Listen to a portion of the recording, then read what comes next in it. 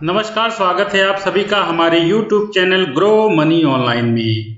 आज के ताजा अपडेट्स। माननीय मुख्यमंत्री श्री योगी आदित्यनाथ जी ने कहा है कि निजी क्षेत्रों में 1 करोड़ नौकरियां आएंगी। सीएम ने कहा है कि 1 साल पहले शुरू हुए कारखाना क्षमता का 110% उत्पादन कर रहा है। यह संभव हुआ है प्रशिक्षित कामगारों की बदौलत। इसी तरह उद्योग अपनी जरूरत बताएं, हमारे नौजवानों को नौकरी दें।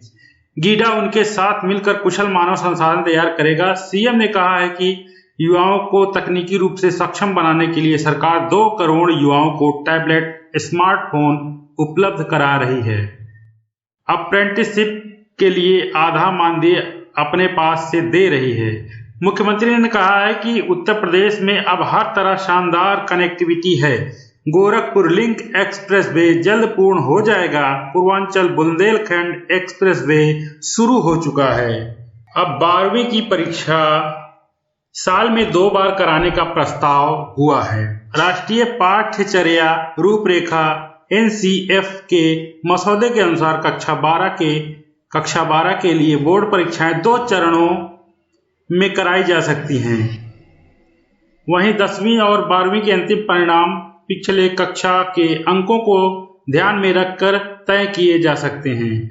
कक्षा 11 व 12 के लिए विज्ञान, कला या मानविकी, वाणिज्य स्ट्रीम में विभाजित करने की मौजूदा प्रथा को दूर करने का भी प्रस्ताव किया गया।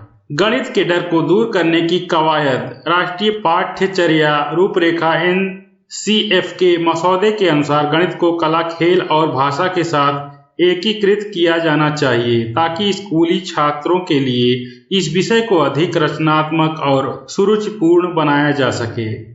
सरकार ने प्री ड्राफ्ट जारी किया, फीडबैक मांगा। शिक्षा मंत्रालय ने गुरुवार को स्कूली शिक्षा के लिए NCF का प्री ड्राफ्ट जारी किया और छात्रों, अभिभावकों, शिक्षकों और विद्वानों जैसे हितधारकों से सुझाव मांगे। बहुविकल्पीय प्रश्नों पर जोर। CBSE ने 2024 में होने वाली कक्षा 10वीं और 12वीं की परीक्षाओं के लिए अपनी मूल्यांकन योजना को नया रूप दिया है। साल 2024 में बहुविकल्पीय प्रश्न या ज्यादा फोकस रहेगा। लघु एवं दीर्घ उत्तरीय प्रश्नों के लिए भारांक वेटेज कम किया जाएगा। यह बदलाव हालांकि केवल 2023-24 शैक्षणिक सत्र तक ही सीमित हो सकता है, क्योंकि अगले साल नए राष्ट्रीय पाठ्यचर्या रूपरेखा की शुरुआत के साथ बोर्ड परीक्षाओं में सुधार होने की संभावना है। कानपुर अग्निकांड में 33 करोड़ के नोट जल गए हैं। बांसमंडी में हुए भीषण अग्निकांड में सिर्फ कारोबारियों का माल ही नहीं जला है, उनकी काफी जमा पूंजी भी खाक हो गई है। पीड़ितों ने बताया कि दुकानों में 2 दिन की बिक्री का पैसा रखा था जो बैंक नहीं जा सका था। उनके मुताबिक आग में लगभग 33 करोड़ रुपए जल गए। इससे उनके सामने बड़ा संकट खड़ा हो गया है। AR अर्जन, हमराज सुपर, हमराज और नफीस टावर में लगी आग में अरबों का नुकसान कारोबारियों को हुआ। यहां से देश के कई राज्यों में माल सप्लाई किया जाता है। पीड़ितों का कहना है कि ईद का बाजार होने के कारण दुकानों में माल भरा हुआ था। 30 मार्च की देर रात आग लगी थी।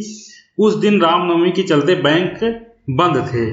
29 मार्च को अष्टमी पर भी बड़े पैमाने पर बिक्री हुई थी। 29 और 30 मार्च को होने वाली बिक्री का पैसा 31 को बैंक में जमा करना था, मगर उससे पहले ही सब कुछ खत्म हो गया। कारोबारियों के मुताबिक 2 दिन की बिक्री से प्राप्त लगभग 33 करोड़ रुपए रखे थे। ज्यादातर दुकानों में लकड़ी के कैश काउंटर लगे थे। इस वजह से आग ने भीषण रूप ले लिया और सब कुछ खाक हो गया। देश में कोरोना का संकट बहुत तेजी के साथ बढ़ रहा है, लेकिन संक्रमण बढ़ तो रहा है पर बड़ी लहर का खतरा नहीं है। कोरोना के नए संक्रमणों में रोज बढ़ोतरी हो रही है, लेकिन विशेषज्ञों का मानना है कि इससे किसी बड़ी लहर का खतरा नहीं है। देश में एक दिन में कोरोना संक्रमण के 5,335 नए मामले सामने आए हैं। इसी के साथ पिछले 195 दिन में आए मामलों में यह आंकड़े सबसे ज्यादा हैं। वहीं उपचाराधीन मरीजों की संख्या बढ़कर 25,587 पर पहुंच गई है। देश में अब तक संक्रमित लोगों की संख्या बढ़कर 4,47,39,054 हो गई है। स्वास्थ्य मंत्रालय की ओर से गुरुवार को जारी आंकड़ों के अनुसार संक्रमण से कर्नाटक, महाराष्ट्र में 2-2 और केरल तथा पंजाब में 1-1 मरीज की मौत के बाद देश में मृतकों की संख्या 5,30,929 हो गई है। तो ये थी कुछ ताजा तरीन समसामयिक अपडेट्स। ऐसी ही ताजा तरीन अपडेट्स के लिए आप हमारे चैनल पर बने रहिए। चैनल को लाइक कीजिए, शेयर कीजिए तथा सब्सक्राइब कीजिए। धन्यवाद। जय हिंद, जय भारत।